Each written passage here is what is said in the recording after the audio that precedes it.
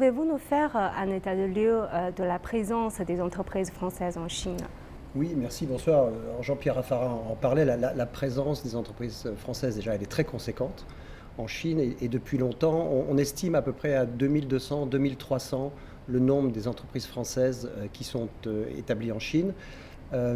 Et de toutes les tailles. Donc là, ce sont des start-up, des petites entreprises, des ETI, les multinationales, évidemment. Et si on regarde la répartition géographique, à peu près 50% de ces entreprises sont dans le Grand Est, donc dans Shanghai et le Grand Est. 30% sont plutôt dans le Grand Nord, donc c'est Pékin et la partie Grand Nord de la Chine. Et puis les 20% restants sont dans le sud, notamment dans le delta des Perles, et également dans le sud-ouest. Jean-Pierre Raffarin en parle également, la répartition sectorielle de ces entreprises est très diverse et ce n'est pas une surprise parce que les entreprises françaises depuis longtemps sont leaders dans absolument tous les secteurs de l'industrie et des services et donc c'est un petit peu une reproduction de ce modèle-là qu'on voit ici en Chine et donc nous sommes très présents, il le disait, sur l'agroalimentaire, sur le luxe, sur la tech, dans l'aéronautique, dans l'industrie. Et puis toutes nos multinationales, ou presque toutes nos multinationales, sont implantées avec succès depuis très longtemps, depuis des décennies en Chine. Et puis nous avons également une présence très forte sur les services ici en Chine. Alors un grand nombre de toutes ces entreprises françaises sont membres de la Chambre de commerce et d'industrie France-Chine, ce qui leur permet d'avoir une plateforme de contenu, de soutien, de croissance, ce qui est très important. On le sait surtout dans la Chine moderne, qui, nous le savons, est devenue un environnement extrêmement compétitif. Et d'ailleurs, j'entendais la question de votre journaliste à Jean-Pierre Raffarin sur les futures opportunités des entreprises françaises qui veulent rentrer en Chine. La Chambre de commerce, nous sommes là pour les accueillir et justement pour les aider à mettre le pied à l'étrier, pour les guider dans cette prospection et pour rentrer dans le marché. Et on voit depuis la levée des restrictions que les missions de prospection recommencent. Alexia, je vous donne la parole. Implanté en France depuis de nombreuses années maintenant. Quelle est votre perception de l'environnement sur les investissements qui se font ici en France? Au groupe Fosun, où je travaille, nous sommes une entreprise chinoise avec l'industrie domestique de consommation, tournée donc à l'innovation.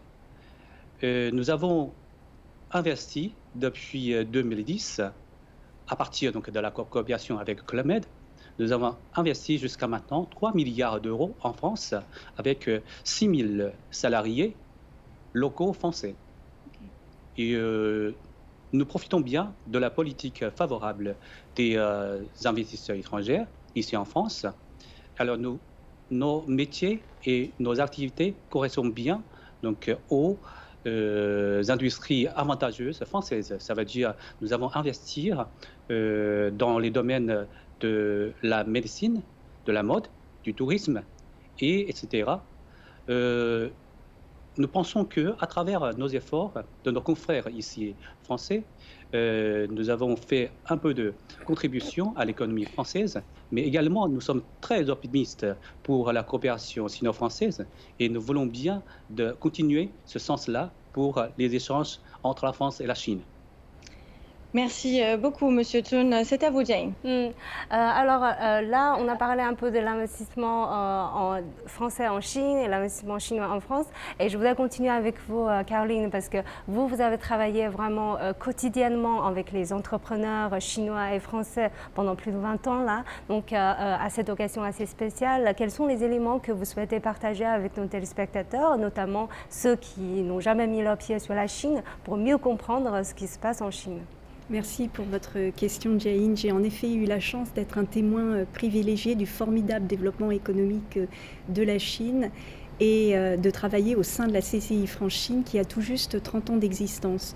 Donc en 20 ans, la Chine, en effet, s'est métamorphosée et a répondu efficacement aux défis auxquels elle était confrontée. Depuis son entrée à l'OMC, la Chine s'est ouverte et elle s'est pleinement intégrée sur la scène économique internationale. Dans le même temps, nous avons assisté au développement et à l'expansion des entreprises françaises. Et comme Christophe le disait, aujourd'hui, nous avons en Chine plus de 2000 filiales françaises. Les plans quinquennaux en Chine permettent à ces entreprises de se projeter et leur apportent une certaine stabilité et visibilité. Bien sûr, hormis la période que nous venons de vivre avec le Covid. Cette évolution fut également remarquable dans le domaine de l'éducation et les entreprises françaises peuvent compter sur une main-d'œuvre extrêmement bien formée et talentueuse. Donc tous ces facteurs ont été des catalyseurs essentiels de cette profonde transformation de la Chine. Par ailleurs, avec la croissance économique, l'accroissement de la classe moyenne, la Chine est passée de l'usine du monde au plus grand marché du monde.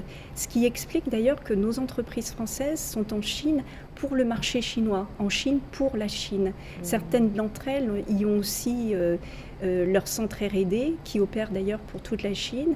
Et donc aujourd'hui, la Chine permet à nos entreprises françaises de réaliser des partenariats complémentaires et stratégiques autour de la technologie, de l'innovation, et ce sont vraiment des opportunités pour nos entreprises françaises.